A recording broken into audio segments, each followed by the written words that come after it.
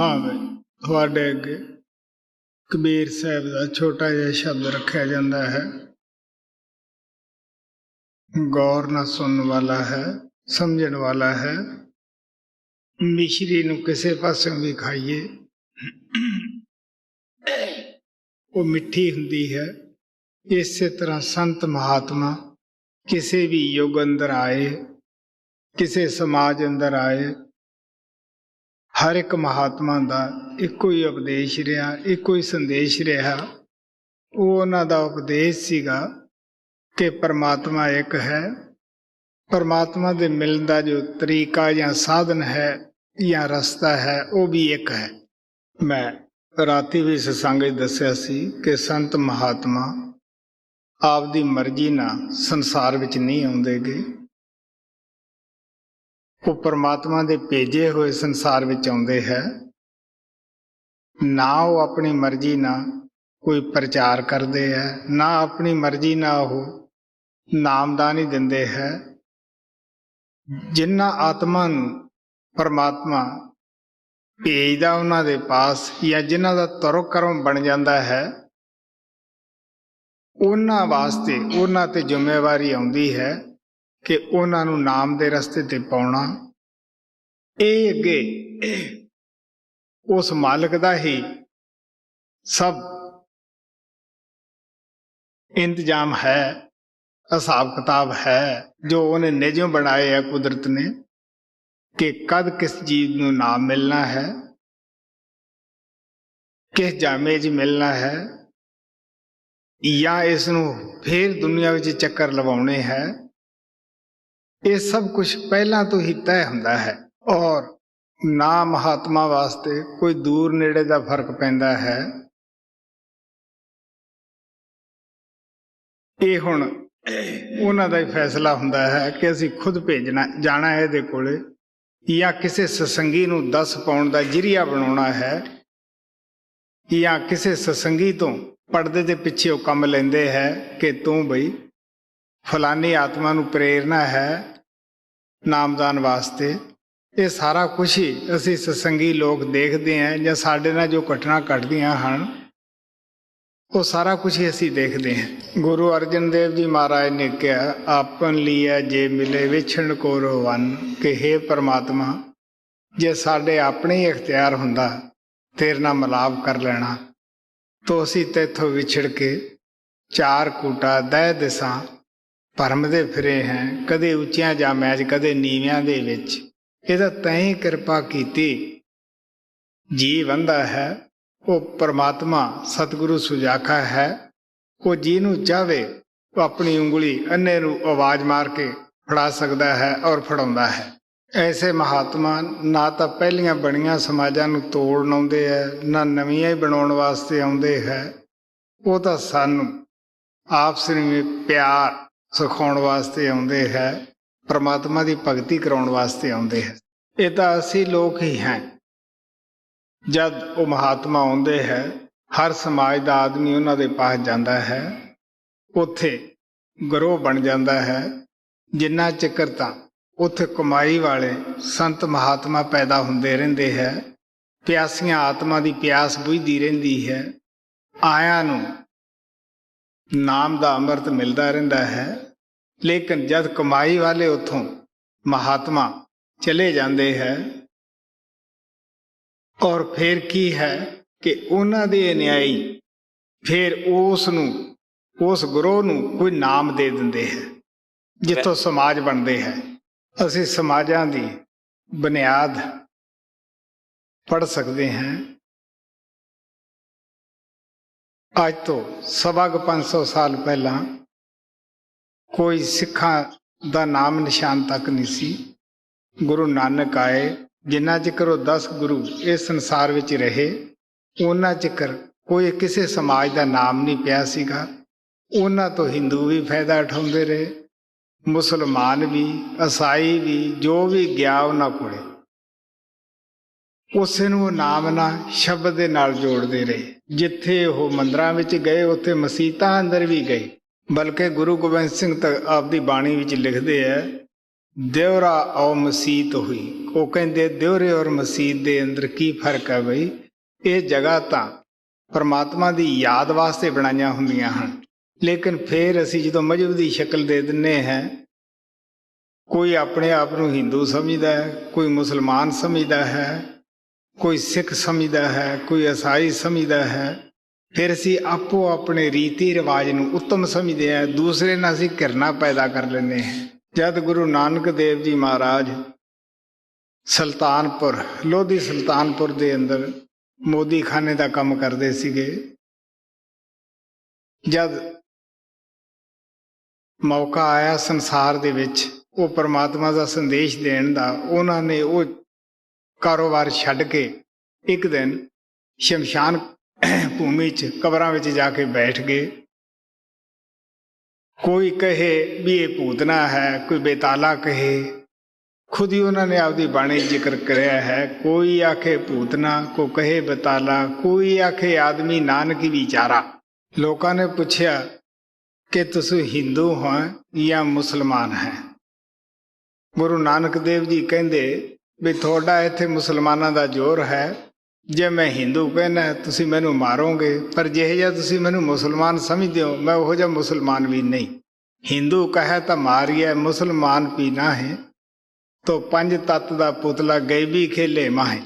जो सुल्तानपुर लोधी दा मौलवी सी, क्योंकि उथों दा मालिक भी पठान सी, वो कहंदे जे तू मुसलमान है तो साडे नाल चल के नमाज पढ़ लै। वो कहंदे चलो बई, जे तुसी नमाज मैनू ही पढ़ा के खुश हैं तो चलो। उथे मसीते गए, सारिਆਂ ने ही नमाज पढ़नी शुरू की। गुरु नानक देव जी खड़े रहे तो मौलवी लोग इतराज उठाउण लगे। तो वो दौलत खां पठान कहन लग्या कि तू साडे नाल फिर नमाज ना पढ़ी, जो मसीते आया है। वो आदा मैं किहदे नाल नमाज पढ़दा, ਜਿਹੜੇ मौलवी साहब पढ़ाउण वाले है, इन्हां दे घर दे विच तां घोड़ी ने बच्चा देना सीगा। ਇਹਦਾ ਤਾਂ ਖਿਆਲ ਉਹ ਬੱਚੇ 'ਚ ਹੈ, ਔਰ ਵੀ ਕਿਤੇ ਉਹ ਕੂਈ 'ਚ ਬੂਹੇ 'ਚ ਕੂਈ ਸੀਗੀ ਵੀ ਉਹ 'ਚ ਨਾ ਗਿਰ ਜਾਵੇ। ਔਰ ਤੂੰ ਉਦੋਂ ਕਾਬਲ ਦੇ ਵਿੱਚ ਘੋੜੇ ਖਰੀਦਦਾ ਫਿਰਦਾ ਸੀਗਾ। ਉਹ ਬਾਦਸ਼ਾਹ ਵੀ ਮੰਨ ਗਿਆ ਵੀ ਹਾਂ, ਮੇਰਾ ਖਿਆਲ ਤਾਂ ਵਾਰ-ਵਾਰ ਉਧਰ ਹੀ ਜਾਂਦਾ ਸੀਗਾ।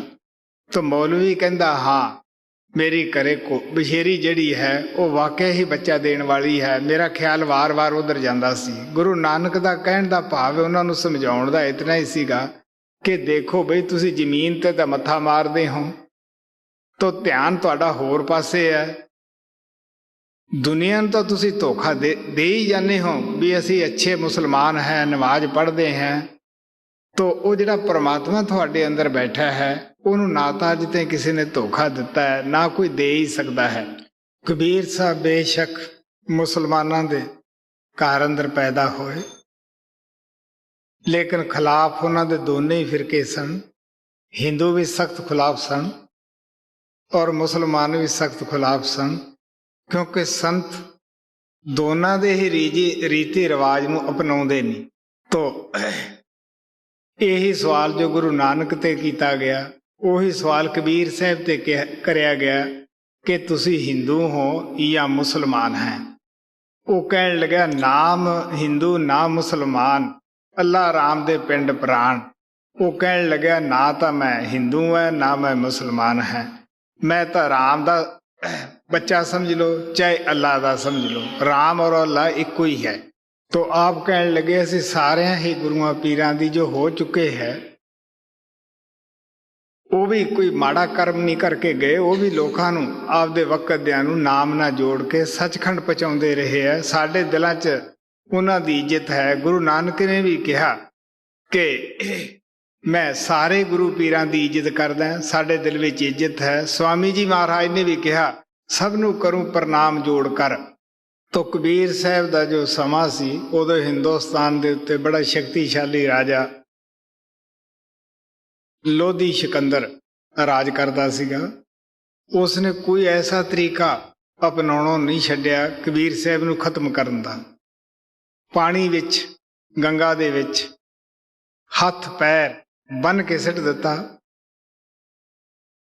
लेकिन मालिक ने कबीर साहब की उत्थे भी रखिया करी। वो जिहड़े संगल सन वो टुट गए। तो कबीर साहब इस तरह तरदे नजर आए जिवें पानी दे उपर मिर्गशाला दे उत्ते कोई साधु भजन करता हुंदा है। तो कबीर साहब खुद इस घटना का जिक्र करते हैं। गंग गुसैन गहर गंभीर, जंजीर बांध खड़ खड़े कबीर, मन ना डोले तन काहे डराए, चित चरण कमल रहा समाए। वो कहन लगे बड़ी गहरी नदी सी, जंजीर बन के मैनू उत्थे ले गए भी तैनू इहदे विच धक्का देना, दे भी दिता। तो कहन लगे जदों मन सी वो प्रभु के चरणों दे विच जुड़िया होया सीगा, तो तन दा फिर की डर है भी चल चलिया जाएगा कोई नहीं, पर जदों असीं परमात्मा दे बन जाने परमात्मा भी रखिया करदा है। फिर एक शराब पिला के हाथी नूं मदहोश करके लियांदा, कबीर साहब की गठड़ी बन के उहदे अगे सिट दिता भी मता खुला किते भज ही ना जाए। तो कबीर साहब इस घटना का भी जिक्र करते हैं कि क्या अपराध संत है कीना, बांध पोट कुंचर को दीना, कुंचर कोट पोट ले ले निमशकारा, बूझा नहीं काजी अंधियारा, 3 बार पतिया भर लीना, मन कठोर अजू ना पतीना।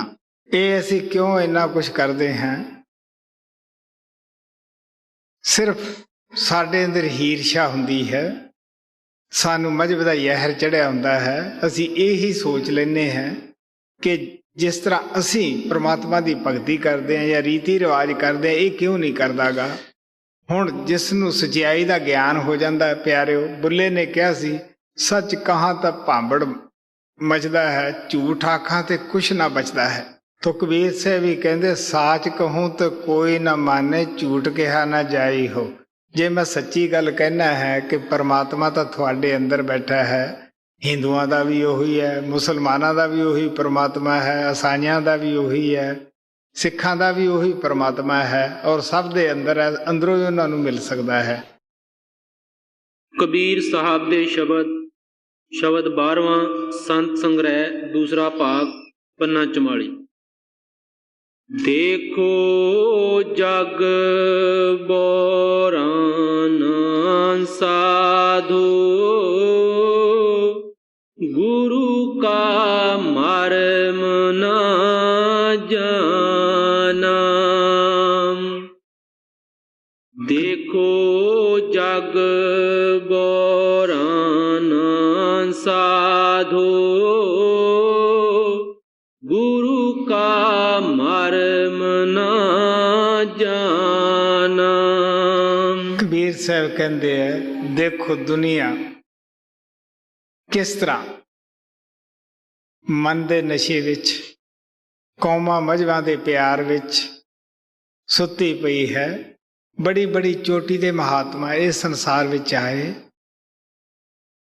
वो सानू कढ़ण वास्ते आउंदे है, असी उन्हां नू उल्टे कष्ट दिन्ने हैं। गुरु नानक नू कराइया कह दिता, बल्कि कसूर दे इलाके च तां एक पिंड ने उन्हां नू उत्थे वड़न ही नहीं दिता कि लोकां दे दिमाग खराब करते हैं। तो कोड़ी दी कुटिया च जाके उन्होंने रात कट्टी, पर कोड़ी दा कोड़ तां दूर होया। क्रैस्ट आया, वो तो सिर्फ आत्मा नू परमात्मा नाल ही जोड़न वास्ते आया सी। तो फिर भी उसनू सूली ते चाड़ दिता, कंडियां दा ताज पहनाया गया। मुहम्मद साहब आए, उन्होंने मक्के चों कढ़ दिता, मदीने गए। 3 दिन उन्होंने भुखे प्यासे कट्टे एक गार दे अंदर। तो जब वो शहर चो कढ़े तो लोग गंद लेके मकाना ते खड़े हो गए। उन्हों दे सिर उत्ते सब ने गेरन लग पे। हुण तुसी देख लो कि उस मालिक दे प्यारे दा की कसूर सी। भी वो यही कहंदा सीगा बई परमात्मा ने थानू ये शरीर मसीत दिती है, ये सच्ची मसीत दे अंदरों परमात्मा रहिंदा है, वो ईटां पत्थरां दे विच नहीं रहिंदा गा। और ओदा इन्ना ही कसूर सी कि खुदा बाहर नहीं किते, वो थोड़े अंदर है। तो असी लोगों ने बजाए अंदर जाण दी उन्हां नूं ही कष्ट देना शुरू किया। फिर उन्होंने ये भी कहा कि बाहर चिरागे जगाउण की लोड़ नहीं, वो चिराग तो थोड़े अंदर जल रहा है। और कलमा बाहर उची उची बोलण ना नहीं तुसीं उहदे नाल जुड़दे गए, वो तो बिना पढ़िया तो पढ़ीदा है थोड़े अंदर। वो कहंदे असली नमाजी उही है जिहदे बुल फरकणों हट जाण, अखां हरकत करनों हट जाण, तालू हिलणों रह जावे। वो दिल दा कलमा है, वो दिल नहीं पढ़ीदा है। लेकिन अफसोस है जदों मालिक दे प्यारे उठ जांदे है, उन्हां दे अन्यायी जिथे 10 दिन किसी महात्मा ने कट्टे हुंदे है उसे थां ही जगह बना के पूजना शुरू करते हैं। फिर आपसरी में कई धड़े बन जाते हैं। वो धड़ियां दा ही ना कोई इत्थों ही बने, सन्यासी बने, जोगी बने, जंगम बने, बोध बने, ये धड़े इसे तरह ही बनते हैं। बाइबल एक है, कुरैश एक है, सारे ईसाई उस मनण वाले हैं, लेकिन कितने फिरके हैं कोई हिसाब ही नहीं गा। और एक फिरका दूसरे ना पूरा मतभेद रखता है। मैं दूसरी वार दे विच खुद देखिया कि ईसाई ईसाइयां नूं ही मारदे सन। इसे तरह का सिखां दा गुरु ग्रंथ साहिब एक है, गुरु साहिब भी एक जोत होए है, लेकिन उन्हां दे भी फिरके अज 50 तो भी ज्यादा बने खड़े हैं। इसे तरह हिंदुआं दे रामायण एक है, गीता एक है, सारे उस राम नूं मनण वाले है, लेकिन उन्हां दे फिरके तो गिणती विच भी नहीं आ सकते कि किन्ने क बने आ, किन्ने क गाह नूं बनने। तो कबीर साहब प्यार दे नाल समझाउंदे है, साधो सब जग फिरत बौराना, बौरियां दी तरह एक दूसरे नाल लड़दे फिरदे है, ना असली चीज दी सोझी है। क्यों नहीं वे कोई गुरु नहीं मिलिया, नाम नहीं मिलियागा। जे सानू कोई गुरु संत मिलिया होवे, नाम मिलिया होवे, तो प्यारे सानू पता ही नहीं लगता गा कि केड़े मुल्क दा ये आदमी है, किस जाति दा है, या ये गरीब है या अमीर है। असी आत्मा करके सारे एक ही हैं। सतगुरु बड़े प्यार नाल संत सानू समझाते हैं कि पहला भी आपां एक ही परमात्मा दे बच्चे सी, गाहां नूं भी आपां उसे परमात्मा कोले जाना है। आओ आपां वो प्यार है, मैं थानू प्यार ही सिखाउण वास्ते आया है। जदों असी प्यार दा सबक जिन्ना चिकर चलता रहता है, एक दूसरे नाल असी प्यार करते हैं, जदों प्यार नूं असी भुल जाने हैं तो फिर असी एक दूसरे नाल ईर्ष्या करन लग जाते हैं। देखो जग बौराना साधो, गुरु का मर्म न जाना। हिंदू कहत है राम हमारा, मुसलमान रहमाना। आपस में दो लड़े मरत हैं, दुविधा में लिपटाना। आप कहन लगे समाजिक लोग की करते हैं। जदों कबीर साहब इस संसार दे विच मौजूद सन, वैसे तो होर भी फिरके सन, लेकिन दो समाजां हिंदुस्तान दे विच जबरदस्त सन, एक हिंदुआं दी एक मुसलमानां दी। और दोने ही एक दूसरे नाल इतनी ईर्खा करते सन कि एक दूसरे दे खून दे प्यासे सन। तो कबीर साहब कहन लगे लड़दे कादे पिछे है भी, वो कहंदे राम साडा है, तो वो कहंदे है भी अल्लाह साडा है। उन्हां नूं ये नहीं पता भी वो इक्को ही ताकत है, चाहे उन्होंने राम कह लो, चाहे अल्लाह कह लो, चाहे वाहिगुरू कह लो, चाहे गाड कह लो, चाहे खुदा कह लो, चाहे उसनूं राम कह लो, कुछ ही कह के बुला लो तुसी। महाराज सावन सिंह छोटी जी कहानी दसदे हुंदे सीगे कि एक पूर्विया सी, एक सीमा प्रांत दा सी। दोनों ने आपसरी में सीर खेती दा कर लिया।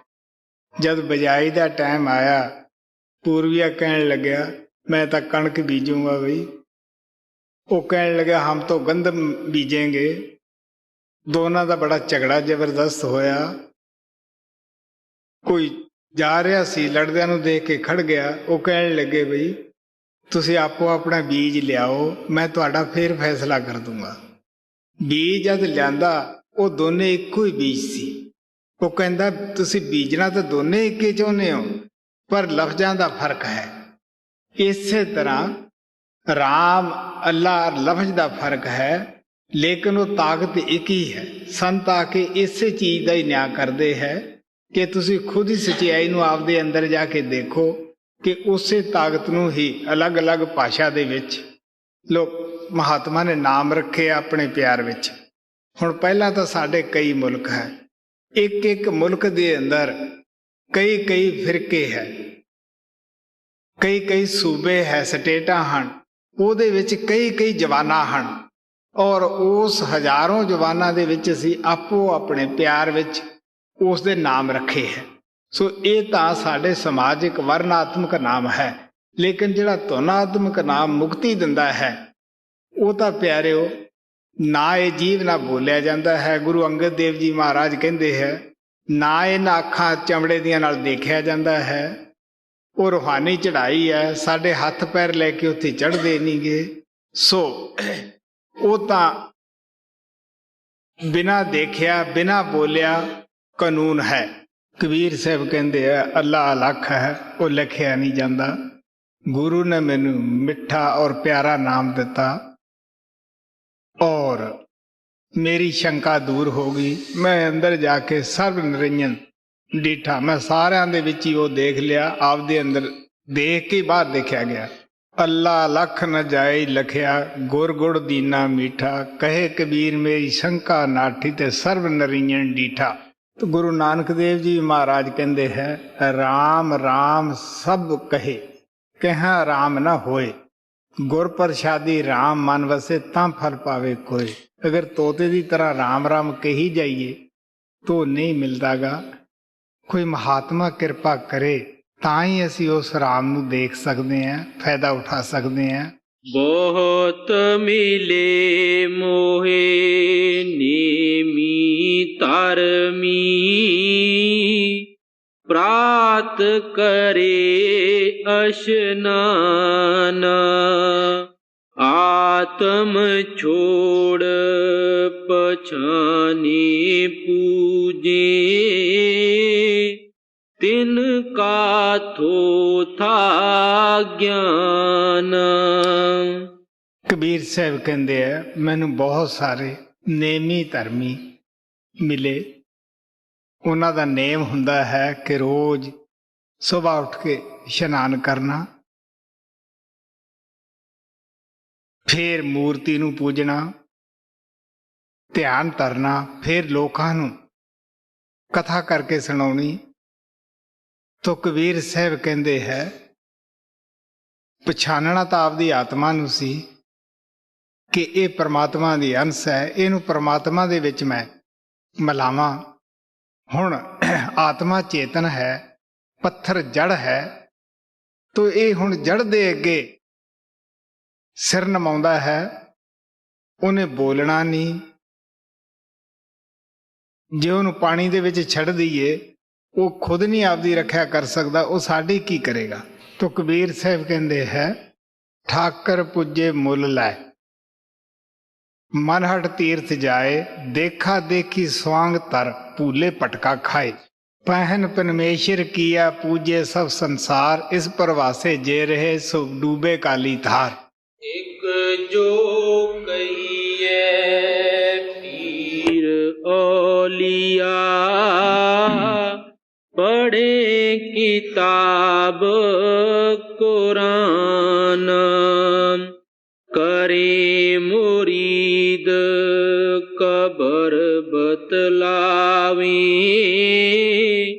उन खुदा ना जाना। जिस तरह हिंदुआं दे विच रिखी मुनि होए, उन्होंने भी कोई गुरु ना मिलिया।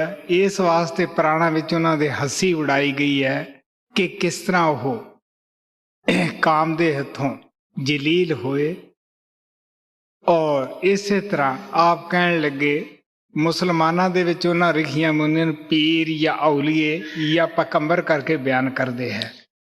ਕਹਿਣ ਲੱਗੇ ਉਹ ਲੋਕ ਮਰੀਦ ਤਾਂ ਆਪਣੇ ਬਣਾਉਂਦੇ ਹੈ ਲੇਕਿਨ ਭੇਜਦੇ ਹੈ ਕਬਰ ਪੂਜਣ ਵਾਸਤੇ।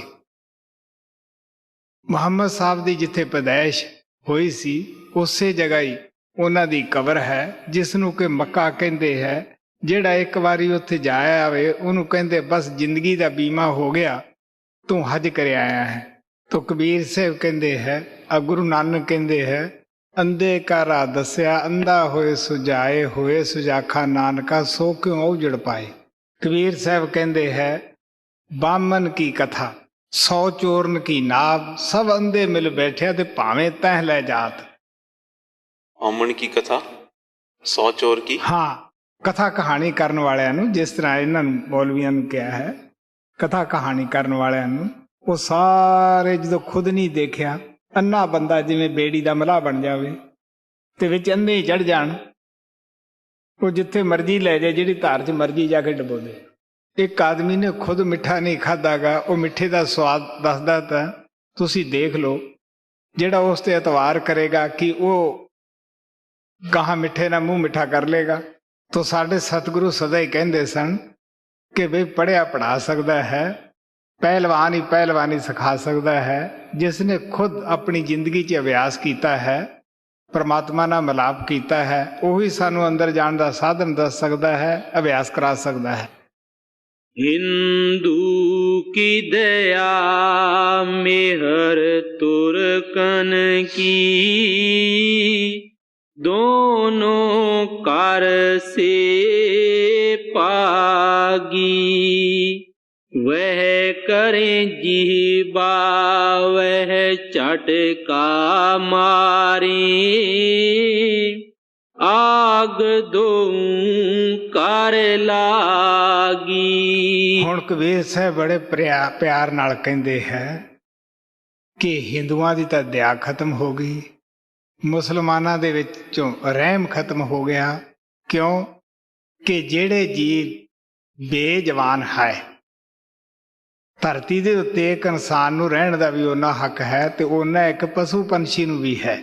ਤੋ ਹਿੰਦੂ ਲੋਕ ਇੱਕ ਟੱਕ ਨਾਲ ਕੱਟ ਦਿੰਦੇ ਹੈ ਕਿ ਅਸੀਂ ਝਟਕਾ ਬਣਾ ਲਿਆ ਹੈ, ਮੁਸਲਮਾਨਾਂ ਨੂੰ ਜਿਵਾ ਹੌਲੀ ਹੌਲੀ ਕੱਟ ਦਿੰਦੇ ਹੈ, ਕਹਿੰਦੇ ਅਸੀਂ ਹਲਾਲ ਬਣਾ ਲਿਆ ਹੈ। ਕਬੀਰ ਸਾਹਿਬ ਕਹਿਣ ਲੱਗੇ ਕਿ ਜਦ ਤੁਸੀਂ ਉਹਨੂੰ ਚਾਹੇ ਕੱਟ ਲਓ, ਚਾਹੇ ਜਿਵਾ ਕਰ ਲਓ, ਹੌਲੀ ਹੌਲੀ ਮਾਰ ਲਓ, ਉਹਦੇ ਵਿੱਚ ਜੋ ਜੋਤ ਹੈ ਉਹ ਤਾਂ ਨਿਕਲ ਜਾਂਦੀ ਹੈ, ਪਿੱਛੋਂ ਮੁਰਦਾ ਰਹਿ ਜਾਂਦਾ ਹੈ। ਤੋ ਉਸ ਨੂੰ ਕਿਸ ਤਰ੍ਹਾਂ ਅਸੀਂ ਝਟਕਾ ਜਾਂ ਹਲਾਲ ਕਹਿ ਸਕਦੇ ਹਾਂ। ਤੋ ਭਾਈ ਗੁਰਦਾਸ ਨੇ ਆਪਣੀ ਬਾਣੀ ਵਿੱਚ ਇੱਕ ਬੱਕਰੀ ਦੀ ਮਿਸਾਲ ਦੱਸੀ ਹੈ ਕਿ ਸ਼ੇਰ ਉਹਨੂੰ ਖਾਣ ਲੱਗਿਆ, ਉਹ ਅੱਗੋਂ ਹੱਸ ਪਈ। ਛੀ ਪੁਜੁੱਤੀ ਬੱਕਰੀ ਤੇ ਹੜ ਹੜ ਕਰਕੇ ਹੱਸੀ, ਉਹ ਬੜੀ ਹੱਸੀ ਖੁਸ਼ ਹੋ ਕੇ। ਸ਼ੇਰ ਪੁੱਛਣ ਲੱਗਿਆ, ਸੇਧ ਸ਼ੇਰ ਪੁੱਛੇ ਬਸਮਾਦ ਹੋਏ, ਉਹ ਬੜਾ ਅਚਰਜ ਹੋਇਆ। ਕਹਿਣ ਲੱਗਿਆ ਕੀ ਗੱਲ, ਮੈਂ ਤੈਨੂੰ ਖਾਣਾ ਹੈ, ਤੂੰ ਹੱਸਦੀ ਹੈ। ਉਹ ਕਹਿੰਦੀ ਜੇ ਹੁਣ ਪਰਮਾਤਮਾ ਸੁਣਦਾ ਹੋਵੇ ਤੇ ਸਾਡੇ ਬੱਚਿਆਂ ਨੂੰ ਖੱਸੀ ਕਰ ਦੇਵੇ ਤਾਂ ਕਿ ਕੋਈ ਇਹਨਾਂ ਦੀ ਔਲਾਦ ਨਾ ਹੋਵੇ, ਉਹਦਾ ਦੁੱਖ ਨਾ ਸਵੇ। ਅਸੀਂ ਅੱਕ ਧਤੂਰਾ ਖਾਂਦੇ ਹਾਂ, ਅੱਕ ਪੱਤੇ ਖਾਂਦੇ ਹਾਂ, ਸਾਡੀ ਜਦ ਪੁੱਠੀ ਕਰਕੇ ਖਲ ਲਾਈ ਜਾਂਦੀ ਹੈ, ਜੋ ਸਾਡਾ ਮਾਸ ਖਾਂਦੇ ਉਹਨਾਂ ਦਾ ਕੀ ਹਾਲ ਹੋਊਗਾ। ਗੁਰੂ ਨਾਨਕ ਦੀ ਤਾਰੀਫ ਤੁਲਸੀ ਸਾਹਿਬ ਨੇ ਘੱਟ ਰਮਾਇਣ ਦੂਸਰੇ ਭਾਗ ਵਿੱਚ ਬੜੀ ਹੀ ਮਹਿਮਾ ਗਾਈ ਹੈ ਕਿ ਨਾਨਕ ਨੇ ਬਹੁਤ ਵੱਡਾ ਸਾਰਾ ਗ੍ਰੰਥ ਲਿਖਿਆ, ਉਹਦੇ ਵਿੱਚ ਮੀਟ ਸ਼ਰਾਬ ਨੂੰ ਜਗ੍ਹਾ ਨਹੀਂ ਦਿੱਤੀ ਗਈ, ਬਲਕਿ ਮੀਟ ਸ਼ਰਾਬ ਖਾਣ ਪੀਣ ਵਾਲੇ ਨੂੰ ਅੱਛਾ ਨਹੀਂ ਕਿਹਾ, ਬਲਕਿ ਇੱਥੋਂ ਤੱਕ ਕਹਿ ਦਿੱਤਾ, ਹੱਕ ਪਰਾਇਆ ਨਾਨਕਾ ਉਸ ਸੂਰ ਸੁਗਾਏ, ਗੁਰੂ ਪੀਰ ਹਾਮਾ ਤਾਂ ਪਰੇ ਜੇ ਮੁਰਦਾਰ ਨਾ ਖਾਏ। या विद हंसत चलत है हमको, आप कहावे स्याना, कहीं कबीर सुनो पाई साधो, इनमें कौन दीवाना। ਸਾਹਿਬ ਕਹਿਣ ਲੱਗੇ ਸਾਨੂੰ ਦੇਖ ਕੇ ਤਾਂ ਹੱਸਦੇ ਹੈ, ਮਖੌਲ ਉਡਾਉਂਦੇ ਹੈ ਕਿ ਇਹਨਾਂ ਨੂੰ ਰੱਬ ਦੀ ਪੂਜਾ ਦਾ ਹੀ ਗਿਆਨ ਨਹੀਂ ਗਾ, ਆਪ ਸਿਆਣੇ ਬਣਦੇ ਹੈ। ਤੋ ਕਹਿਣ ਲੱਗੇ ਤੁਸੀਂ ਖੁਦ ਹੀ ਸੋਚ ਕੇ ਦੇਖ ਲਓ, ਇਹਨਾਂ ਫਿਰਕਿਆਂ 'ਚ ਕੌਣ ਦੀਵਾਨਾ ਪਾਗਲ ਹੋਇਆ ਫਿਰਦਾ ਹੈ, ਕੌਣ ਪ੍ਰਮਾਤਮਾ ਦੀ ਭਗਤੀ ਕਰਦਾ ਹੈ। ਮਾਸ ਖਾਣ ਨਾਲ ਬੁੱਧੀ ਰਕਸ਼ਿਸ਼ ਹੋ ਜਾਂਦੀ ਹੈ, ਕਰਮਾਂ ਦਾ ਬੋਝਾ ਬਹੁਤ ਵੱਧ ਜਾਂਦਾ ਹੈ। ਇਸ ਵਾਸਤੇ ਜਿਤਨੇ ਵੀ ਸੰਤ ਸੱਚਖੰਡ ਤੋਂ ਆਉਂਦੇ ਹੈ, ਸਭ ਨੇ ਹੀ ਮੀਟ ਸ਼ਰਾਬ ਤੋਂ ਸਾਨੂੰ ਵਰਜਿਤ ਕੀਤਾ ਹੈ। ਕਬੀਰ ਸਾਹਿਬ ਕਹਿੰਦੇ ਜੀ ਜੋ ਮਾਰੇ ਜ਼ੋਰ ਕਰ ਲੈ ਜਵਾਬ ਖੁਦਾਏ, ਦਫ਼ਤਰ ਲੇਖਾ ਮੰਗੀ ਹੈ ਤਾਂ ਮਾਰ ਮੂੰਹ ਮੂੰਹ ਖਾਏ। दिन को रोजा रखत है रात हंत है गाए, वे खून वो बंदगी क्यों खुश होए खुदाए। सो सानू भी चाहिए है जो कोई सानू कबीर साहब ने समझाया है, इन्हां दे समझाउण दा भाव इतना ही है कि बाहर रीति रिवाज दे नाल मुक्ति नहीं, भावें असी जितनी मर्जी शौक ना कर लीए, प्यार ना कर लीए, मुक्ति नाम विच है। तो संत साडा छिलके नालों बाहर छिलका है, तो नाम दी गिरी अंदर है। साडा बाहरों ख्याल उठा के वो नाम ना लाउणा चाहुंदे है। सो सानू भी चाहिए है सब समाजां दा असीं आदर करिए, सब ना प्यार करिए, क्योंकि वो आत्मा पशु पंछी अंदर भी है। गुरु गोबिंद सिंह ने कहा कि हाथी दी पकार तो मगरों सुनदा है, कीड़ी दी वो पहला सुन लैंदा है। 10 गुरुआं तो लैके ਉਹਨਾਂ ਦੇ ਸੇਵਕ ਬੰਦੇ ਬਹਾਦਰ ਤੱਕ ਕਿਸੇ ਨੇ ਵੀ ਲੰਗਰ ਦੇ ਅੰਦਰ ਤਾਮਸ ਭੋਜਨ ਰੂਟ ਵੜ ਨਹੀਂ ਦਿੱਤਾਗਾ, ਨਾ ਲਾਲ ਮਿਰਚ, ਨਾ ਪਿਆਜ਼, ਨਾ ਮੀਟ ਹੀ ਵੜਨ ਦਿੱਤਾ। ਉਹਨਾਂ ਦੇ ਹੁਕਮਨਾਮੇ ਤੋਂ ਅੱਜ ਵੀ ਪਤਾ ਲੱਗਦਾ ਹੈ, ਜੋ ਵੀ ਅੱਜ ਲੰਗਰ ਸਿੱਖਾਂ ਵਿੱਚ ਪਰੰਪਰਾ ਚੱਲੀ ਹੈ ਉਹਦੇ ਵਿੱਚ ਮੀਟ ਨਹੀਂ ਬਣਦਾਗਾ। ਲੇਕਿਨ ਜਿਹੜੇ ਸਵਾਦੂ ਲੋਕ ਹੁੰਦੇ ਹੈ ਉਹ ਗੁਰੂ ਸਾਹਿਬ ਦੀਆਂ ਐਸੀਆਂ ਤੁਕਾਂ ਵਿੱਚੋਂ ਚੁਣਦੇ ਹੈ ਬਾਣੀ ਚੋਂ ਕਿ ਮੀਟ ਸ਼ਰਾਬ ਨੂੰ ਤਾਂ ਉਹ ਵੀ ਨਹੀਂ ਪ੍ਰੇਰਦੀਆਂ ਗਈਆਂ, ਲੇਕਿਨ ਢਿੱਲਣ ਪੁਰਸ਼ ਜਿਹੜੇ ਹੁੰਦੇ ਹੈ ਉਹ ਆਪਣੇ ਮਤਲਬ ਦਾ ਅਰਥ ਉਸ ਦਾ ਕਰਦੇ ਹੈ। ਸੋ ਸਾਨੂੰ ਜਿੰਨਾ ਵੀ ਘੱਟ ਬੋਝਾ ਅਸੀਂ ਚੱਕਾਂਗੇ, ਗੁਰੂ ਨਾਨਕ ਨੇ ਕਿਹਾ ਓਨਾ ਹੀ ਅੱਛਾ ਹੈ।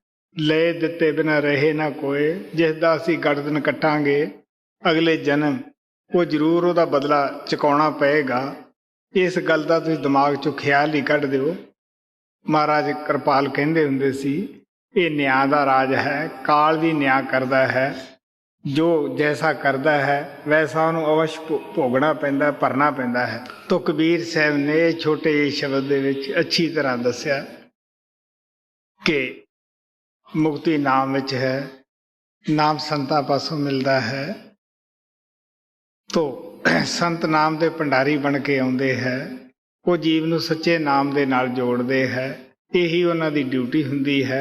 ਉਹ ਮਾਲਕ ਦੇ ਹੁਕਮ ਵਿੱਚ ਆਉਂਦੇ ਹੈ, ਉਹਦੇ ਭੇਜੇ ਹੋਏ ਆਉਂਦੇ ਹੈ, ਹੁਕਮ ਦਾ ਹੀ ਉਹ ਵਰਤਾਰਾ ਕਰਦੇ ਹੈ। ਹਾਂ ਭਾਈ।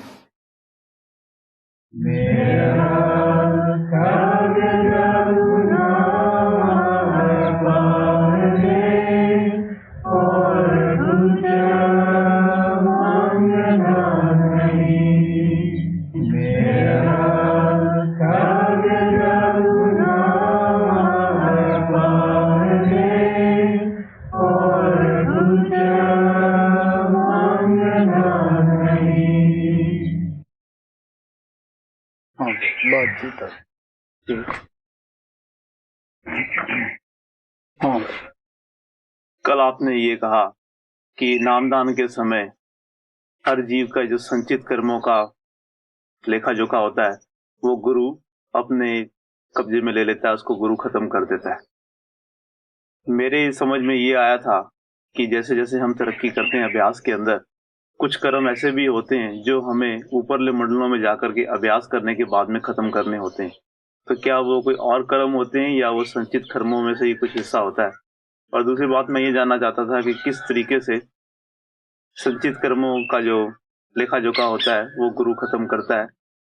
क्या मुझे वो कहानी याद है राजा जनक की, जिस तरह से वो नरक में गए थे और 3 दफा सिमरन करने से उन्होंने सारी आत्माओं को वहां से मुक्त कर दिया था। क्या इस तरह से ही गुरु उन संचित कर्मों का जो खजाना होता है वो खत्म करता है, या कोई और तरीका है जिससे कि गुरु कर्मों को खत्म करता है? हाँ भाई, मैनू खुशी है कि बड़ी यह गहराई वाली बात है और बड़ी सोचण वाली है। हर एक दे फायदे वास्ते है। हो सकता है ऐसा सवाल होर भी कईयां दे दिमाग अंदर घुमदा होवे। सब तो पहला ते सोचण दी गल है, सत्संगी जो अंदर जांदे है वो इनू भली भांत समझदे है। महाराज सावण दा मैं कई दफा हवाला दस्या सीगा कि दुनिया कहती है कि असी संतां दे पास जाने हैं, लेकिन जब वो संतां दे पास आके नामदान प्राप्त करते हैं, उसनू कमाई करते हैं, अंदर जाके खुद देखते हैं कि संतां दे पास जाते सी या संत खिंचते सी। और दूसरा, जब तक वो अंदर उपरले मंडलों च नहीं जाते उन्ना चिर वो कहते हैं जी असी अभ्यास करते हैं, असी भजन करते हैं। जब ऊपर जाते हैं उन्होंने पता है कि साथों कोई भजन कराउंदा सीगा, सानू कोई अठा भी रहा सीगा, सानू कोई अंदरों उद्यम भी बख्श रहा सीगा। मैं ये भी दसदा हुंदा है कि संत सतगुरु नामदान देने दे वक्त इस किस्म का साडे अंदर अरेंजमेंट करते हैं कि कुछ साडे कर्म भी कटते रहते हैं, कुछ असी तरक्की भी करते रहने हैं, कई ऐसे कर्म भी जिंदगी दे विच प्रालब्ध पैदा हुंदे है, उगते है वक्त ते आके, जेड़े के बर्दाश्त तो बाहर हुंदे है। जब असी भजन अभ्यास करते हैं तो उस वक्त भी तैयारी विच हुंदे हैं ताकि आत्मा दे अंदर ताकत आवे ते उसनू असी बर्दाश्त कर सकी। मैं ये भी दसदा हुंदा कि जब झक्खड़ आउंदा जोरदार, बड़े बड़े पेड़ उखाड़ दिंदा है, इसे तरह जब कर्मा दा बेग वक्त ते आके घटना घटदी है, उस वेले असी चिल्लाने हैं, दुखी हुंदे हैं। थानू पता ही है कि वो कर्म बर्दाश्त तो बाहर हुंदे है। ऐसे वक्तां दे विच बहुत सारे प्रेमी जिहड़े अभ्यास नहीं करते हुंदे वो डोल भी जाते हैं, खुश्क भी हो जाते हैं, लेकिन जो कमाई करते हैं वो इस राज नू समझते हैं। तकलीफ उन्हां नू भी है, उन्हां दी कोई शिकायत नहीं हुंदी कि जी साडे ये दुख दूर करो, बल्कि वो भाणे दे अंदर मजबूत रहिंदे है। उन्हां नू पता है कि जितना कष्ट आ रहा उन्नी साडी सफाई हो रही है। ऐसे लोगों ने ही स्वामी जी महाराज ने बाणी विच लिखिया है कि दुख दी घड़ी नू गनीमत समझो, क्योंकि सुख दे अंदर मन गाफल हुंदा है, दुख दे अंदर ये नरम होया हुंदा है। जेड़े हुण अंदर जांदे है वो कहंदे है कि उस वक्त फायदा उठाओ अभ्यास करन दा। हुण तुसीं सोच के देख सकते हो, हर सत्संगी दा ऐसा ख्याल नहीं हुंदा गा। मामूली जी तकलीफ तो घबरा के बेनतियां करदा है और अरदासां करदा है, अगर ओदी ओहो जे टाइम ते मदद ना होवे तां ओ खुश हो जांदा है। लेकिन ये सब कुछ समझ सानू अंदर जाके आउंदी है कि गुरु किस तरह दया करदा है, की ओदा तरीका है दया करन दा, किस तरह वो साडे कर्म कटदा है। लेकिन जब तक असी बाहर बैठे हैं, थोड़ा बहुता सुन के विश्वास भी आउंदा है, धीरज भी बनते हैं, सानू टारस भी मिलती है। लेकिन सच्चाई का पता लाने वास्ते संत हमेशा ही जोर देंदे है कि अंदर जाओ, सच्चाई नू तुसी खुद ही देखो। मैं तुहानू दसदा हुंदा कि बाबा बिशन दास कोले 2 शब्द का भेद सी, थल्ले वाले दोनों मंडलों का उन्हां दा प्रैक्टिकल सी, वो बड़े अच्छे सन। जब उन्होंने दया दृष्टि करके मैनू इन्हां दा प्रैक्टिकल कराया, पहला तो उन्होंने मेरे जन्म बारे पिछले बारे जानकारी दी, बल्कि वो सच्चाई विखाई। उस तो मगरों जिहदे नाल मेरा देना लेना सीगा उन्होंने अखां दे अगे लियांदा, जिन्ना जिन्ना उन्हां दा हिसाब किताब सी ਉਹ ਵੀ ਦਬਾ ਦਿੱਤਾ। ਇਹ ਖਾਸ ਉਹਨਾਂ ਦੀ ਦਇਆ ਸੀ। ਔਰ ਜਿਸ ਮਾਤਾ ਪਿਤਾ ਨੇ ਮੈਨੂੰ ਮੇਰਾ ਪਾਲਣ ਪੋਸ਼ਣ ਕੀਤਾ ਸੀ, ਉਹਨਾਂ ਦੇ ਮੁਤਲਕ ਮੈਨੂੰ ਖੁਦ ਨੂੰ ਗਿਆਨ ਹੋ ਗਿਆ ਸੀਗਾ ਬਾਬਾ ਬਿਸ਼ਨ ਦਾਸ ਦੀ ਦਇਆ ਨਾਲ ਕਿ ਮੈਂ ਇਹਨਾਂ ਦਾ ਕਿੰਨਾ ਚਿਰ ਦੇਣਾ ਹੈ, ਮੈਂ ਇਹਨਾਂ ਦੇ ਵਿੱਚ ਕਿਉਂ ਆਇਆ ਹੈ, ਇਹਨਾਂ ਨੇ ਮੇਰਾ ਕੀ ਦੇਣਾ ਸੀਗਾ। ਔਰ ਘਰ ਛੱਡਣ ਤੋਂ ਕਈ ਸਾਲ ਪਹਿਲਾਂ ਮੈਂ ਉਹਨਾਂ ਨੂੰ ਦੱਸਦਾ ਸੀਗਾ ਕਿ ਆਹ ਤੁਹਾਡਾ ਮੇਰਾ ਸਰਬੰਧ ਹੈ, ਮੈਂ ਇੰਨਾ ਚਿਰ ਤੁਹਾਡੇ ਘਰੇ ਰਹਿਣਾ ਹੈ, ਬਾਅਦ ਵਿੱਚ ਮੈਂ ਮਾਲਕ ਦੀ ਯਾਦ ਵਿੱਚ ਲੱਗ ਜਾਣਾ ਹੈ। ਜਦ ਇਤਨਾ ਨੌਲੇਜ ਸਿਰਫ ਦੂਸਰੀ ਮੰਜ਼ਿਲ ਵਾਲੇ ਮਹਾਤਮਾ ਨੂੰ ਹੋ ਸਕਦਾ ਹੈ, ਤੁਸੀਂ ਸੋਚ ਕੇ ਦੇਖ ਸਕਦੇ ਹੋ ਤੁਹਾਨੂੰ ਰਸਤਾ ਜੋ ਮਿਲਿਆ ਹੈ ਉਹ ਪੂਰਾ ਰਸਤਾ ਮਿਲਿਆ ਹੋਇਆ ਹੈ ਔਰ ਪੂਰੇ ਸੰਤ ਮਿਲੇ ਹੋਏ ਹੈ। ਅਗਰ ਤੁਸੀਂ ਆਲਸ ਨਾ ਕਰੋ, ਤੁਸੀਂ ਖੁਦ ਹੀ ਸੋਚ ਕੇ ਦੇਖ ਸਕਦੇ ਹੋ ਕਿ ਸਾਨੂੰ ਕਿੰਨਾ ਨੌਲੇਜ ਹੋ ਸਕਦਾ ਹੈ। ਅਗਰ ਕੋਈ ਸਤਸੰਗੀ ਦੀ ਇਤਨੀ ਚੜ੍ਹਾਈ ਹੁੰਦੀ ਹੈ ਜਾਂ ਸੰਤ ਸਤਿਗੁਰੂ ਜੋ ਹੁੰਦੇ ਹੈ, ਐਸੇ ਲੋਕ ਸੰਜਮ ਵਿੱਚ ਰਹਿੰਦੇ ਹੈ, ਧੀਰਜ ਅਨੁਸ਼ਾਸਨ ਇਹਨਾਂ ਕੋਲ ਕਮਾਲ ਦਾ ਹੁੰਦਾ ਹੈ। ਕੁਦਰਤ ਕਾਨੂੰਨ ਦੇ ਖਿਲਾਫ ਕਿਸੇ ਵੀ ਘਟਨਾ ਨੂੰ ਇਹ ਰੋਕਦੇ ਨਹੀਂ। ਬੇਸ਼ੱਕ ਇੱਥੋਂ ਤੁਰ ਕੇ ਉੱਥੇ ਕੋਈ ਐਕਸੀਡੈਂਟ ਹੋ ਜਾਵੇ, ਐਸੀਆਂ ਗੱਲਾਂ ਇਹ ਬਿਲਕੁਲ ਮੁਆਵਜ਼ੇ ਨਹੀਂ ਦਿਖਾਉਂਦੇਗੇ। ਨਾ ਇਹ ਆਪਣੇ ਵਾਸਤੇ ਕੋਈ ਐਸਾ ਘਟਨਾ ਨੂੰ ਰੋਕਣ ਵਾਸਤੇ ਕੁਛ ਕਰਦੇ ਹੈ। ਜੋ ਕੁਦਰਤ ਕਾਨੂੰਨ ਦੇ ਮੁਤਾਬਕ ਘਟਨਾ ਘਟਦੀ ਹੈ ਉਸ ਨੂੰ ਬੜੇ ਆਸਾਨੀ ਨਾਲ ਸਵੀਕਾਰ ਕਰਦੇ ਹੈ। ਸਾਵਣ ਦਾ ਨਾਮ ਲੈਦਾ ਇੱਕ ਸੈਂਸੀ ਸੀ। ਸੈਂਸੀ ਅੰਤ ਜਾਣਦੇ, ਉਹਦੇ ਘਰ ਵਾਲੀ ਕਾਫੀ ਲੜਾਕੀ ਸੀ, ਵੱਧ ਤੋਂ ਵੱਧ ਉਹ ਪਰੇਸ਼ਾਨ ਉਸ ਨੂੰ ਕਰਦੀ ਸੀ। ਔਰ ਸਾਵਨ ਦੇ ਪਾਸ ਉਹਨਾਂ ਨੇ ਗੱਲੀ ਗੱਲੀ ਕਿਤੇ ਗੱਲ ਚਲਾਈ, ਕਹਿੰਦਾ ਜੀ ਉਹ ਭਜਨ ਅਭਿਆਸ ਵੀ ਨਹੀਂ ਕਰਨ ਦਿੰਦੀ, ਕਦੇ ਕਦੇ ਡੰਡੇ ਵੀ ਮਾਰਦੀ ਹੈ। ਔਰ ਸੈਂਸੀ ਅੱਛੀ ਕਮਾਈ ਕਰਦਾ ਸੀ। ਤੁਹਾਨੂੰ ਪਤਾ ਹੈ ਅਗਰ ਕੋਈ ਅਸੀਂ ਕਮਾਈ ਕਰਕੇ ਸੰਤਾਂ ਤੋਂ ਕੋਈ ਰੂਹਾਨੀ ਸਵਾਲ ਪੁੱਛੀਏ, ਉਹ ਆਪਣੀ ਮੌਜ ਦੇ ਵਿੱਚ ਸੇਵਕ ਨੂੰ ਕਦੇ ਕਦੇ ਜ਼ਰੂਰ ਉਹ ਦਿਆਮੇਰ ਕਰ ਦਿੰਦੇ ਹੈ, ਇਸ਼ਾਰਾ ਕਰ ਦਿੰਦੇ ਹੈ। ਉਹਨੂੰ ਕਹਿਣ ਲੱਗੇ ਵੀ ਦੇਖ ਪਿਆਰਿਆ, ਤੂੰ ਪਿਛਲੇ ਜਨਮ ਦੇ ਅੰਦਰ ਕੌਣ ਹੁੰਦਾ ਸੀਗਾ, ਇੱਕ ਗਧੀ ਦੀ ਜੂਨ ਵਿੱਚ ਸੀ, ਤੂੰ ਇੱਧਰ ਉੱਧਰ ਫਿਰਦਾ ਰਹਿੰਦਾ। ਔਰ ਇਹ ਧੋਬੀਆਂ ਦੇ ਪਾਸ ਹੁੰਦੀ ਸੀ ਔਰ ਇਹਦੀ ਜਿਹੜੀ ਢੂਹੀ ਸੀ ਉਹ ਉਚੜੀ ਹੋਈ ਸੀ, ਜਿਸ ਨੂੰ ਲਾਗਾ ਵੀ ਬੋਲਦੇ। ਔਰ ਤੂੰ ਜਦੋਂ ਦਰਖਤਾਂ ਤੇ ਬੈਠੇ ਨੇ ਚੁੰਝ ਆਪਦੀ ਗੰਦ ਚ ਮਾਰ ਕੇ ਸਾਫ਼ ਕਰਨੀ ਹੁੰਦੀ, ਉਦੋਂ ਇਹਦੀ ਢੂਹੀ ਤੇ ਬੈਠ ਕੇ ਆ ਕੇ ਚੁੰਝ ਮਾਰਦਾ ਉਸ ਜਗ੍ਹਾ 'ਚ, ਜਾਂ ਆਪ ਉਹਦੇ ਮੀਟ ਦਾ ਸਵਾਦ ਲਾਉਣ ਦੀ ਖਾਤਰ ਤੂੰ ਆ ਕੇ ਚੁੰਝਾ ਮਾਰਦਾ ਸੈਂ। ਹੁਣ ਦੇਣਾ ਲੈਣਾ ਜਿਹੜਾ ਹੈ ਉਹ ਹਰ ਇੱਕ ਨੂੰ ਪੈਂਦਾ ਹੈ। ਹੁਣ ਇਹ ਤੇਰੀ ਔਰਤ ਬਣੀ ਹੈ, ਤੂੰ ਇਹਦਾ ਪਤੀ ਬਣਿਆ ਹੈ। ਇਹ ਲੇਖਾ ਭਰਾਵਾ ਅਗਰ ਇਸੇ ਟਾਈਮ 'ਚ ਨਿਬੇੜ ਜਾਵੇਂ ਤਾਂ ਬੜਾ ਅੱਛਾ ਰਹੇਗਾ। ਉਹ ਪ੍ਰੇਮੀ ਤਕਰੀਬਨ 15 ਸਾਲ ਪਹਿਲਾਂ ਮੈਂ ਸੰਗਰਗੇ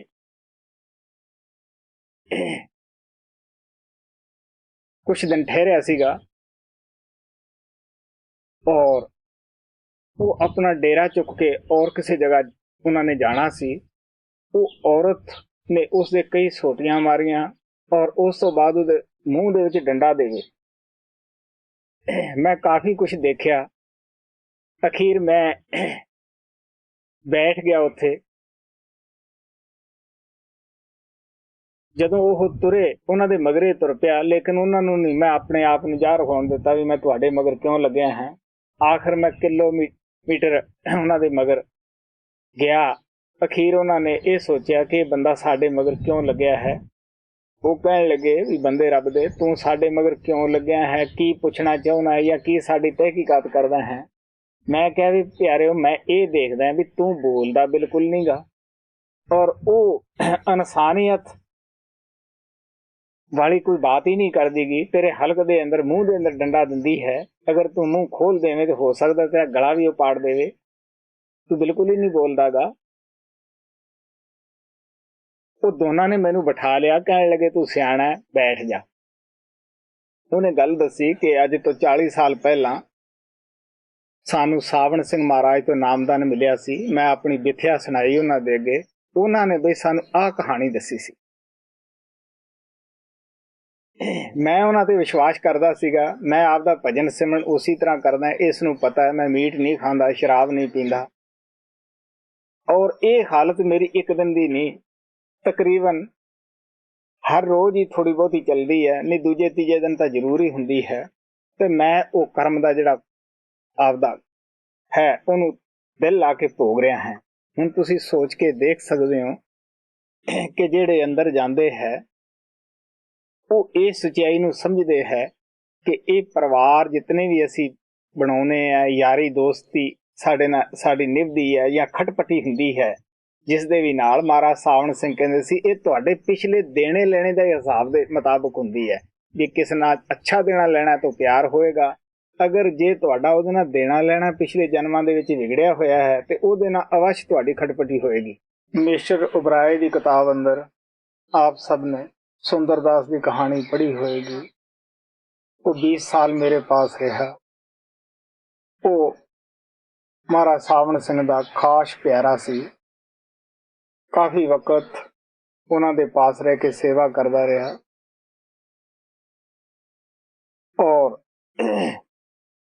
ਇੱਕ ਦਿਨ ਮੌਜ ਦੇ ਵਿੱਚ ਆ ਕੇ ਉਹਨਾਂ ਨੂੰ ਵੀ ਦੱਸਿਆ ਸੀ ਕਿ ਕਿਸ ਤਰ੍ਹਾਂ ਤੇਰੀ ਵਾਈਫ ਇਹ ਸੰਸਾਰ ਛੱਡ ਜਾਏਗੀ, ਤੇਰਾ ਬੱਚਾ ਜਵਾਨ ਹੋਏਗਾ ਉਹ ਵੀ ਸੰਸਾਰ ਛੱਡ ਜਾਏਗਾ, ਲੜਕੀ ਹੈ ਉਹ ਵੀ, ਤੇਰਾ ਦਿਮਾਗ ਖਰਾਬ ਹੋ ਜਾਏਗਾ, ਕਤਲ ਹੋ ਜਾਏਗਾ,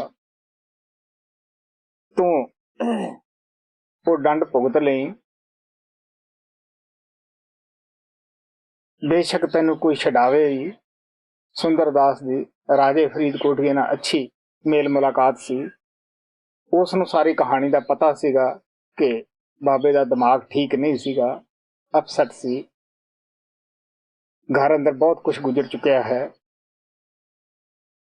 ਲੇਕਿਨ ਸੁੰਦਰਦਾਸ ਬਿਲਕੁਲ ਮੁਕਰਿਆ ਨਹੀਂ, ਬਲਕਿ ਜੱਜ ਨੂੰ ਕਹਿਣ ਲੱਗਿਆ ਵੀ ਦੇਖ ਜਦ ਮੈਂ ਕੀਤਾ ਹੈ ਤੂੰ ਮੈਨੂੰ ਸਜ਼ਾ ਕਿਉਂ ਨਹੀਂ ਦਿੰਦਾ।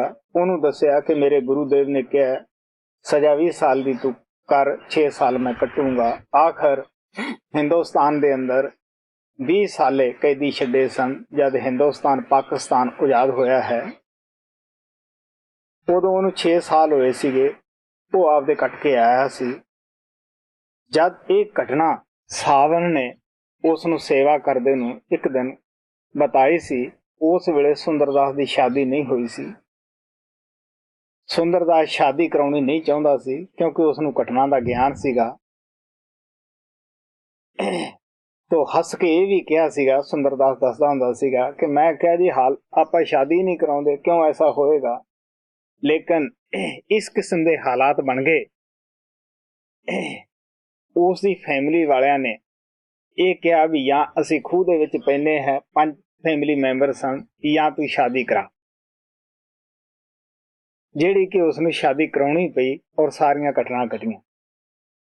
ਔਰ ਕਿਉਂ ਉਹ ਅਡੋਲ ਰਿਹਾ, ਉਸ ਭਾਣੇ ਨੂੰ ਮਿੱਠਾ ਕਰਕੇ ਮੰਨਿਆ ਆਖਰੀ ਵਕਤ ਤੱਕ ਕਿ ਉਸ ਨੂੰ ਇਸ ਘਟਨਾ ਦਾ ਗਿਆਨ ਸੀ। ਮੈਂ ਉਸ ਦਾ ਅੱਖੀਂ ਦੇਖਿਆ ਹਾਲ ਜੋ ਮੇਰੇ ਨਾਲ ਅਭਿਆਸ ਕਰਦਾ ਸੀ, ਉਸ ਕਿਤਾਬ ਦੇ ਅੰਦਰ ਜ਼ਿਕਰ ਕੀਤਾ ਹੈ ਕਿ ਕਿਸ ਤਰ੍ਹਾਂ ਉਸ ਦੀ ਅਭਿਆਸ ਕਰਦੀ ਦੀ ਲੱਤ ਸੜ ਗਈ ਸੀਗੀ। ਵੱਧ ਤੋਂ ਵੱਧ ਉਸ ਦੀ ਤਕਲੀਫ ਸੀ, ਲੇਕਿਨ ਉਹਦੇ 8 ਘੰਟੇ ਦੀ ਸਾਡੀ ਬੈਠਕ ਸੀ। ਉਹਨੇ ਇਹ ਕਿਹਾ ਉੱਠ ਕੇ ਕਿ ਜਿੰਨਾ ਅੱਜ ਰਸ ਅਭਿਆਸ ਅੰਦਰ ਆਇਆ ਹੈ ਜ਼ਿੰਦਗੀ ਭਰ 'ਚ ਕਦੇ ਨਹੀਂ ਆਇਆਗਾ। ਔਰ ਜੋ ਕੁਛ ਉਸ ਕਿਤਾਬ ਦੇ ਅੰਦਰ ਸੁੰਦਰਦਾਸ ਦਾ ਇੰਟਰਵਿਊ ਬਿਆਨ ਕੀਤਾ ਹੈ, ਇਹ ਕਾਫੀ ਸਤਸੰਗੀਆਂ ਦੇ ਸਾਹਮਣੇ ਹਜ਼ੂਰ ਕਿਰਪਾਲ ਦੇ ਨਾਲ ਅੰਦਰ ਦੇ ਉਹਨੇ ਨਜ਼ਾਰੇ ਦੱਸੇ। ਮੈਂ ਸਦਾ ਹੀ ਸੰਤ ਬਾਣੀ ਮੈਗਜ਼ੀਨ ਨੂੰ ਪੜ੍ਹਨ ਵਾਸਤੇ ਪ੍ਰੇਮੀਆਂ ਨੂੰ ਕਹਿਣਾ ਹੁੰਦਾ, ਕਿਉਂਕਿ ਉਹਦੇ ਅੰਦਰ ਐਸੇ बहुत सत्संग छप चुके हैं, सवाल जवाब भी छप चुके हैं। और मैं काफ़ी खुश अमरीका जो पिछले टूर ते गया है संत बाणी विच अंदरले मंडलों बयान किया सीगा छोटा छोटा करके कि किस तरह उस दी दया तो बगैर असी सत्संग च ही नहीं आ सकते सी, नाम ही नहीं प्राप्त कर सकते सी। किस तरह गुरु नाल हुंदा है, ऐसे कर्म वो नामदान दे वक्त कटदा है ਜਿਹੜੇ ਕਿ ਸਾਨੂੰ ਅੰਦਰ ਜਾਣ ਵਿੱਚ ਵਾਧਾ ਡਾਲਦੇ ਹਨ। ਫਿਰ ਜਿਸ ਤਰ੍ਹਾਂ ਅਸੀਂ ਤਰੱਕੀ ਕਰਦੇ ਜਾਂਦੇ ਹਾਂ, ਕਿਉਂਕਿ ਜਦੋਂ ਅਸੀਂ ਆਪਣੇ ਖਿਆਲ ਨੂੰ ਤੀਸਰੇ ਤਿਲ ਤੇ ਇਕਾਗਰ ਕਰਦੇ ਹਾਂ, ਸਾਨੂੰ ਜਿਸ ਗੁਰੂ ਨੇ ਨਾਮ ਦਿੱਤਾ ਹੈ ਸ਼ਬਦ ਰੂਪ, ਉਹ ਸਾਥੋਂ ਪਹਿਲਾਂ ਇੱਥੇ ਖੜਾ ਹੁੰਦਾ ਹੈ। ਜਿਵੇਂ ਜਿਵੇਂ ਅਸੀਂ ਉੱਪਰਲੇ ਮੰਡਲਾਂ 'ਚ ਜਾਂਦੇ ਹਾਂ, ਉਵੇਂ ਉਵੇਂ ਉਹ ਸਾਡੀ ਆਤਮਾ ਨੂੰ ਕਰਮਾਂ ਦੇ ਬੋਝੇ ਤੋਂ ਹਲਕੀ ਕਰਦਾ ਜਾਂਦਾ ਹੈ। ਮੈਂ ਬਹੁਤ ਸਾਰਾ ਇਹ ਵੀ ਦੱਸਿਆ ਸੀਗਾ ਕਿ ਕਿਤਨਾ ਅਰਸਾ, ਵੱਧ ਤੋਂ ਵੱਧ ਅਰਸਾ ਤ੍ਰਿਕੁਟੀ ਵਿੱਚ ਰਹਿ ਕੇ ਅਭਿਆਸ ਕਰਨਾ ਪੈਂਦਾ ਹੈ, ਕਿਉਂਕਿ ਉੱਥੇ ਸੰਚਿਤ ਕਰਮਾਂ ਦਾ ਜੋ ਖਜ਼ਾਨਾ ਹੁੰਦਾ ਹੈ ਉਹ ਜਮ੍ਹਾਂ ਹੁੰਦਾ ਹੈ। ਉੱਥੇ ਸਾਡੇ ਆਤਮਾ ਸਾਫ਼ ਹੋ ਜਾਂਦੀ ਹੈ। ਜਿਸ ਤਰ੍ਹਾਂ ਥ੍ਰੈਸ਼ਰ ਦੇ ਅੰਦਰ ਆਪਾਂ ਕਣਕ ਨਿਕਾਲਦੇ ਹਾਂ, ਤੂੜੀ ਇੱਕ ਪਾਸੇ ਹੋ ਜਾਂਦੀ ਹੈ, ਦਾਣੇ ਇੱਕ ਪਾਸੇ ਹੋ ਜਾਂਦੇ ਹੈ, ਇਸੇ ਤਰ੍ਹਾਂ ਬੁਰੇ ਕਰਮਾਂ ਦਾ ਅਸਰ ਆਤਮਾ ਤੋਂ ਉਤਰ ਜਾਂਦਾ ਹੈ ਔਰ ਸਾਡੀ ਆਤਮਾ ਉੱਪਰ ਕਾਰਨ ਮੰਡਲ ਦੇ ਵਿੱਚ ਫੇਰ ਹੀ ਦਾਖਲ ਹੁੰਦੀ ਹੈ। ਅਸੀਂ ਅੰਦਰਲੇ ਮੰਡਲਾਂ ਦੇ ਬਿਲਕੁਲ ਨਾਵਾਕਫ ਹੁੰਦੇ ਹਾਂ। ਅਗਰ ਗੁਰੂ ਸਾਥ ਸੰਤ ਨਾ ਹੋਣ, ਅਸੀਂ ਕਦਮ ਵੀ ਅੰਦਰ ਨਹੀਂ ਜਾ ਸਕਦੇਗੇ। ਇਹ ਕਹਿਣ ਦੀ ਬਾਤ ਨਹੀਂ, ਬਿਆਨ ਨਹੀਂ ਇਸ ਨੂੰ ਕਰਿਆ ਜਾ ਸਕਦਾ। ਜਿਵੇਂ ਜਿਵੇਂ ਅਸੀਂ ਸੂਖਸ਼ਮ ਮਹਾਸੂਖਸ਼ਮ ਹੁੰਦੇ ਉੱਪਰਲੇ ਮੰਡਲਾਂ ਨੂੰ ਜਾਂਦੇ ਹਾਂ, ਖੁਦ ਹੀ ਅਸੀਂ ਅੱਖਾਂ ਦੇ ਨਾਲ ਦੇਖਦੇ ਜਾਂਦੇ ਹਾਂ। ਜਦ ਤੱਕ ਅਸੀਂ ਸੱਚਖੰਡ ਦੇ ਵਿੱਚ ਪਹੁੰਚ ਨਹੀਂ ਜਾਂਦੇ, ਜਿੱਥੋਂ ਕਿ ਸਾਡੀ ਆਤਮਾ ਸ਼ੁਰੂ ਚੋਂ ਆਈ ਹੈ, ਸੰਤ ਕਦੇ ਵੀ ਸਾਡਾ ਸਾਥ ਨਹੀਂ ਛੱਡਦੇਗੇ। ਔਰ ਉੱਥੇ ਵੀ ਉਸ ਮਾਲਕ ਪਰਮਾਤਮਾ ਦੇ ਅੱਗੇ ਇਸ ਆਤਮਾ ਨੂੰ ਖੜੀ ਕਰਕੇ ਇਹੀ ਕਹਿੰਦੇ ਹੈ, ਪਰਮਾਤਮਾ ਅੱਗੇ ਅਰਦਾਸ ਕਰਦੇ ਹੈ ਕਿ ਇਹ ਤੇਰਾ ਜੀਵ ਹੈ, ਭੁੱਲ ਗਿਆ ਸੀਗਾ, ਮਾਫੀ ਲੈਣ ਵਾਸਤੇ ਆਇਆ ਹੈ। ਸਵਾਮੀ ਜੀ ਮਹਾਰਾਜ ਨੇ ਕਿਹਾ ਸੀਗਾ ਕਿ ਅਗਰ ਤੁਸੀਂ ਜਿੰਦੇ ਜੀ ਇਸ ਨੂੰ ਪ੍ਰੈਕਟੀਕਲ ਕਰਨਾ ਚਾਹੁੰਦੇ ਹੋ, ਦੇਖਣਾ ਚਾਹੁੰਦੇ ਹੋ, ਮਸਲਾ ਹੱਲ ਕਰਨਾ ਚਾਹੁੰਦੇ ਹੋ, ਇਹ ਤੁਹਾਡੀ ਬਹਾਦਰੀ ਹੈ। ਲੇਕਿਨ ਅੰਦਰ ਸਭ ਤੋਂ ਪਹਿਲਾਂ ਜਾਣ ਵਾਸਤੇ ਗੁਰੂ ਦੀ ਦਇਆ ਨੂੰ ਪ੍ਰਾਪਤ ਕਰੋ। ਅੱਜ ਆਪਾਂ ਸੰਗਤ ਦੇ ਵਿੱਚ ਆਪੋ ਆਪਣੀ ਕਮਾਈ ਦੇ ਮੁਤਾਬਕ ਹੀ ਭਰੋਸਾ ਬੰਨੀ ਬੈਠੇ ਹਾਂ, ਸ਼ਰਧਾ ਬਣਾਈ ਬੈਠੇ ਹਾਂ। ਜਿਨ੍ਹਾਂ ਦੀ ਜ਼ਿਆਦਾ ਕਮਾਈ ਹੈ ਉਹਨਾਂ ਦੀ ਜ਼ਿਆਦਾ ਸ਼ਰਧਾ ਬਣ ਜਾਂਦੀ ਹੈ, ਕਿਉਂਕਿ ਉਹ ਥੋੜ੍ਹੀ ਬਹੁਤੀ ਸਚਾਈ ਨੂੰ ਦੇਖਦੇ ਰਹਿੰਦੇ ਹੈ ਔਰ ਉਸੇ ਅਤਵਾਰ ਲਿਆਉਂਦੇ ਰਹਿੰਦੇ ਹੈ। ਉਹ ਨੁਕਸ ਮੈਂ ਦੱਸਦਾ ਹੁੰਦਾ ਕਿ ਸੱਚਖੰਡ ਪਹੁੰਚ ਕੇ ਵੀ ਗੁਰੂ 'ਚ ਨੁਕਸ ਨਹੀਂ ਕੱਢਦੇ, ਬਲਕਿ ਉੱਥੇ ਜਾ ਕੇ ਰਿਣੀ ਹੋ ਜਾਂਦੇ ਆ, ਸਚਾਈ ਦਾ ਗਿਆਨ ਹੋ ਜਾਂਦਾ ਹੈ। ਜਿੰਨਾ ਚਿਰ ਅਸੀਂ ਬਾਹਰ ਬੈਠੇ ਹਾਂ, ਉਹਨਾਂ ਚਿਰ ਕਈ ਦਫਾ ਮਨ ਅਭਾਉ ਲਿਆ ਦਿੰਦਾ ਹੈ, ਖੁਸ਼ ਕਰ ਦਿੰਦਾ ਹੈ। ਪਿਆਰਿਓ, ਮੇਰਾ ਇੰਨਾ ਕੁਝ ਤੁਹਾਨੂੰ ਦੱਸਣ ਦਾ ਇਹ ਭਾਵ ਹੈ ਕਿ ਸਭ ਸੰਤ ਹੀ ਬਤਾਉਂਦੇ ਗਏ ਕਿ ਇਹ ਸੰਸਾਰ ਕਰਮ ਭੂਮੀ ਹੈ ਔਰ ਕਰਮ ਭੋਗਣ ਵਾਸਤੇ ਹੀ ਸਾਨੂੰ ਇਹ ਸਰੀਰ ਮਿਲਦਾ ਹੈ ਔਰ ਇਸ ਦੇ ਵਿੱਚ ਬੈਠ ਕੇ ਅਸੀਂ ਆਪਣੇ ਚੰਗੇ ਔਰ ਮਾੜੇ ਕਰਮ ਹੀ ਭੋਗ ਰਹੇ ਹਾਂ। ਗੀਤਾ ਦੇ ਅੰਦਰ ਕ੍ਰਿਸ਼ਨ ਨੇ ਅਰਜਨ ਨੂੰ ਬਤਾਇਆ ਸੀ ਕਿ ਨਾ ਚੰਗੇ ਕਰਮ ਦੇਹ ਦੇ ਬੰਧਨਾਂ 'ਚ ਛੁਡਾ ਸਕਦੇ ਆ, ਨਾ ਮਾੜੇ ਹੀ ਛੁਡਾ ਸਕਦੇ ਹੈ। ਮਾੜੇ ਕਰਮ ਉਹਨਾਂ ਨੇ ਲੋਹੇ ਦੀਆਂ ਬੇੜੀਆਂ ਦੱਸਿਆ ਔਰ ਚੰਗੇ ਕਰਮ ਸੋਨੇ ਦੀਆਂ ਬੇੜੀਆਂ ਕਰਕੇ ਬਿਆਨ ਕੀਤਾ ਹੈ। ਬੇੜੀ ਉਹ ਕਹਿੰਦੇ ਆਖਰ ਬੇੜੀ ਹੁੰਦੀ ਹੈ। ਸੋ ਮੁਕਤੀ ਨਾਮ ਵਿੱਚ ਹੈ। ਗੁਰੂ ਨਾਨਕ ਕਹਿੰਦੇ ਹੈ, ਦੱਦਾ ਦੋਸ਼ ਨ ਦੀਜੈ ਕਾਹੂ, ਦੋਸ਼ ਕਰਮਾ ਆਪਣਿਆ, ਜੋ ਮੈਂ ਕੀਤਾ ਸੋ ਮੈਂ ਪਾਇਆ, ਦੋਸ਼ ਨ ਦੀਜੈ ਅਵਰਜਨਾ। ਸੋ ਸਾਨੂੰ ਵੀ ਚਾਹੀਦਾ ਹੈ ਕਿ ਅਸੀਂ ਸ਼ਰਧਾ ਪਿਆਰ ਦੇ ਨਾਲ ਦੱਸੇ ਹੋਏ ਸੰਤਾਂ ਦੇ ਰਸਤੇ ਦੇ ਮੁਤਾਬਕ, ਜੁਗਤੀ ਦੇ ਮੁਤਾਬਕ ਕਮਾਈ ਕਰੀਏ, ਅੰਦਰ ਜਾਈਏ, ਤਾਂ ਕਿ ਇਸ ਕਰਮਾਂ ਦੀ ਕੈਦ ਚੋਂ ਅਸੀਂ ਜਿੰਦੇ ਜੀ ਉੱਪਰ ਉੱਠੀਏ ਔਰ ਸਤਿਗੁਰੂ ਦੀਆਂ ਖੁਸ਼ੀਆਂ ਪ੍ਰਾਪਤ ਕਰੀਏ।